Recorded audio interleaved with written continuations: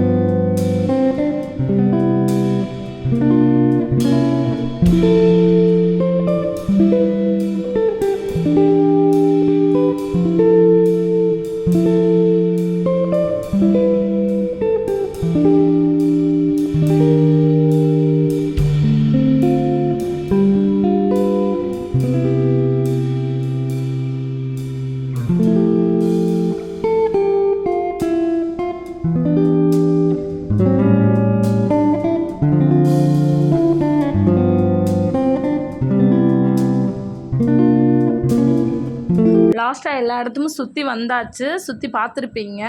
இப்போ வந்து duty change பண்ணுற டைம். அங்கே நிற்கிறவர் கிட்டத்தட்ட ஒரு 3 மணி நேரம் 4 மணி நேரம் வந்து டியூட்டியில் இருப்பாராம். அவருக்கு வந்துட்டு ஒரு அசைவே இல்லைங்க. சும்மா ஒரு செல்லம் எப்படி நிற்கும் அதே மாதிரி தாங்க அவர் நின்றுருந்தார்.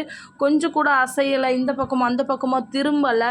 நாங்கள் எல்லாம் அப்படியே அவரை பார்த்துட்டே இருக்கோம். சரி ஒரு கண்ணாச்சும் அசைஞ்சிருமான்னு பார்த்தா அசையவே இல்லை. அவர் அப்படியே ரோபோ மாதிரி இருந்தார். இப்போயுமே இந்த 2 பேருமே ரோபோ எப்படி சேஞ்ச் ஆகிக்கிறோமோ அந்த மாதிரி தான் டியூட்டி சேஞ்ச் பண்ணாங்க. பார்க்கவே அவ்வளோ சூப்பராக இருந்துச்சு. இந்த நிகழ்வை பார்த்துட்டு அப்படியே நாங்களும் கிளம்பிட்டு முக்கியமான பிளேஸை காமிக்கணும் அப்படின்னு சொல்லிட்டு எங்கள் அம்மா அப்பாவெல்லாம் கூட்டிகிட்டு போனோம். முக்கியமான பிளேஸ்னால் உண்மையாகவே எல்லாரும் பார்க்க வேண்டிய முக்கியமான பிளேஸுங்க. நம்ம நாட்டுக்காகவும் நமக்காகவும் உயிர் தியாகம் செய்த வீரர்களோட பேர்களை வந்து கல்வெட்டுகளில் பொறிச்சிருக்காங்க. இந்த பார்க்கில் ஃபுல்லாக கிட்டத்தட்ட எனக்கு தெரிஞ்சு 1 லட்சம் 2 லட்சம் இருக்கலாம், அதுக்கும் மேலேயே இருக்கலாம். அவ்வளோ வீரர்களோட பேர் வந்து எந்தெந்த வருஷத்தில் இறந்தாங்க அப்படின்றத வந்து ஃபுல்லாக கல்வெட்டு ஃபுல்லாக இந்த பார்க்கை சுற்றி இருந்துச்சு. இந்த இடத்துல நான் என்ன சொல்கிறேன்னா, நம்ம எங்கேயோ ஒரு நியூஸில் கேட்போம் ஒரு இராணுவ வீரர் இறந்துட்டாங்கன்றத. இவ்வளோ பேர் இறந்துருக்காங்க அப்படின்றத இங்கே வந்து தான் நான் தெரிஞ்சுக்கிட்டேன், பார்த்துக்கிட்டேன். இதனால தான் முக்கியமாக உங்ககிட்ட ஷேர் பண்ணணும்னு சொன்ன விஷயமும் இதுக்காக தான். பாருங்கள், இவ்வளோ தலைவர்களும் வீரர்களும் நமக்காக இந்த இந்திய நாட்டில் நம்ம சுதந்திரமாக இருக்கணுன்றக்காக இன்னும் வீரர்கள் இறந்துக்கிட்டு தான் இருக்காங்க. நமக்கு தெரியாமலும் சில விஷயங்கள் இருக்குது. அதனால் என்றைக்குமே வந்து நம்ம வீரர்கள் நமக்காக வாங்கி கொடுத்த சுதந்திரத்தையும் மதித்து மற்றவங்க மனுஷர்களையும் மதித்து வாழணும் அப்படின்றத இந்த இடத்துல நான் கற்றுக்கிட்டேன். ஒரு விஷயத்தையும் ஒரு யுகமாக பார்க்குற நேரத்தில் இன்னும் நிறைய பேர் வந்து இராணுவத்தில் சேர்ந்து உயிர் தியாகம் பண்ணுறதுக்கு தயாராக இருக்காங்க.